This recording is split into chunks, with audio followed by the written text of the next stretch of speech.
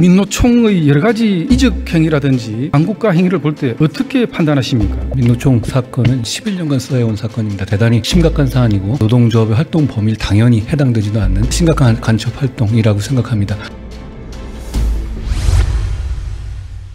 2023년 금년 1월 검찰, 국정원, 경찰 합동으로 민주노총 및 산하노조의 전현직 간부에 대한 간첩행위 의혹 수사가 착수가 됐습니다. 그건 언론 보도를 통해서 밝혀진 내용을 보면 북한 간첩단이 제주, 창원, 전국 각지에 결성돼서 민노총 인사들과 연루가 되어 있고 민노총 간부 등 4명은 북한 공작원과 최소 5차례 이상 접선, 또 2017년도에는 캄보디아에서 조선노동당에 가입을 하고 공작금을 수령한 정황, 민노총 압수수색 과정에서는 다수의 북한 지령문과 충성 맹세문이 발견됐습니다. 특히 시민단체들에게 연대해서 윤 정부 탄핵 분위기를 조성하라, 이태원 헬로윈 참사를 두고는 퇴진이 추모다, 이게 나라냐 등 구체적인 구호도 지시한 정황이 있습니다. 또 2021년에는 오산의 주한미군기지에 들어가서 군사시설을 촬영한 뒤에 북한으로 자료를 전달한 정황이 있습니다.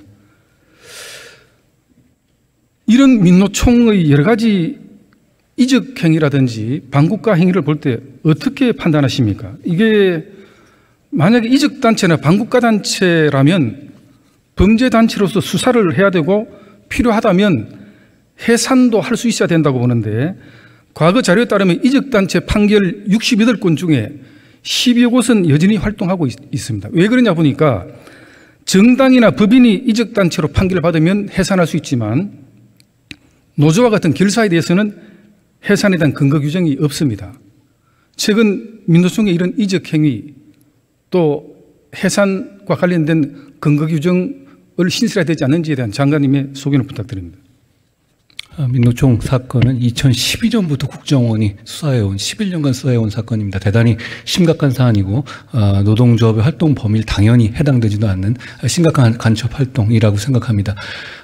그렇지만 이제 이적 단체로서의 어떤 해산이라든가 이런 부분을 위원님 정확하게 지적하셨다시피 우리 법상 정당이나 상법상의 회사에 관해서만 가능합니다. 그렇기 때문에 과거에도 이런 일반 단체, 일반 결사에 대해서 이적 행위를 한 경우에 해산할 수 있는 법안이 발의된 적이 있었습니다만 결국 국회에서 통과되지 못했던 적이 있습니다. 입법상에 관한 부분이고 지금 말씀하신 점에 대해서 좀 공감할 부분이 있습니다.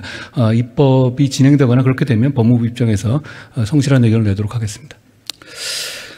이런 그 단체들의 이적 행위, 또 국내의 간첩단과 결성된 여러 가지 간첩 행위 등에 대해서 확실한 대공수사권이 보장이 돼야 되는데 국정원의 대공수사권이 지금 이첩이 되게 돼 있어요. 여기에 대해서 우리 법무부 장관님 어떤 소견을 갖고 계십니까? 국정원이 갖고 있던 수행해오던 사실상 독점적으로 수행해오던 대공 간첩 사건에 관한 수사권이 경찰로 2024년 1월 1일부로 완전히 이관됩니다. 사실 뭐 제가 수사를 많이 해본 전문가로서 말씀드리자면 대공수사나 간첩수사는 일반 수사하고는 굉장히 다릅니다. 어떤 조사라든가 이런 증거 수집의 문제라기보다는 정보 수집의 방점이 훨씬 크게 있는 영역입니다. 그리고 이 수사 기간도 굉장히 길죠. 단적으로 말씀드리면 아까 의원님 말씀하신 민노총 간첩단 사건 같은 경우는 2012년부터 정권을 이어오면서 11년 동안 수사해왔던 것이고 창원 간첩단 사건 같은 경우는 2016년부터 7년을 수사했습니다. 제주 간첩단 사건도 6년을 수사했죠. 그러니까 일반적으로 경찰이나 검찰에 예. 자, 경청해 주세요. 예. 간첩단 수사를 굉장히 오래 해온 것이죠. 그만큼 중대한 사건이고, 그리고 그 이유는 뭐냐면 그게 대단히 많은 감청이라든가 해외 관련 영역들이 있기 때문에 이게 일반적인 경찰, 검찰의 일단 인사 패턴하고 잘 맞지가 않습니다. 저희는 몇 년 만에 돌아가는 데다가 이게 부서 이동이 있지 않습니까? 국정원에 그런 특수성이 있어서 간첩단 사건은 그런 면이 있고요.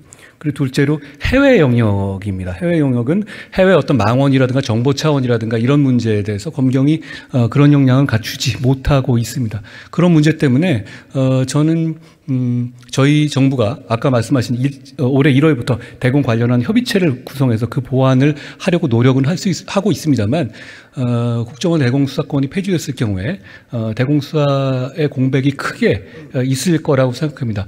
저는 개인적으로 생각하기에는 당분간 이렇게 되면 민노총 간첩단 같은 수사는 불가능하다고 생각합니다. 지난 정부 국정원은 남북 정상회담 성사에만 매달렸습니다. 2017년도 사이에 26건이던 간첩 적발 건수가 문재인 정부 때는 3건으로 급감했습니다. 이 3건마저도 박근혜 정부 시절에 혐의를 인지해서 수사 중이던 간첩 사건들이었습니다. 간첩 활동이 줄어서 간첩 적발이 줄어든 걸까요? 아니면 간첩 적발에 대한 시스템 자체가 와해돼서 줄어들었다고 봐요?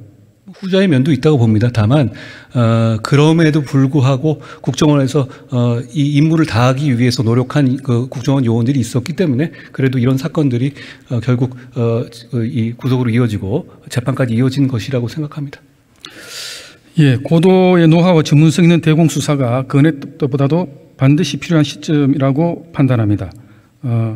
대공 수사권이 오랜 노하우와 전문성을 가진 조직에서 계속 유지될 필요가 있다고 보는데 거기에는 동의를 하시는 거죠? 입법적인 문제 같습니다. 다만 제가 수사를 해온 전문가로서 말씀드리자면 대공수사는 저희나 이런 경찰 같은 그 일반 제너럴하게 수사했던 분야하고는 굉장히 다른 범위고 좀 특수한 범위다라고 생각합니다. 뭐 개인적으로 제가 생각하기에는 삼성전자가 반도체 부분을 갑자기 그만두고 현대차한테 그거 출발하라고 하면 그게 바로 몇 년 사이에 그 역량이 다시 회복될 수 있겠습니까? 그런 면이 있기 때문에 그 점에 대해서는 국가 전체 차원에서 잘 생각해야 된다고 생각합니다.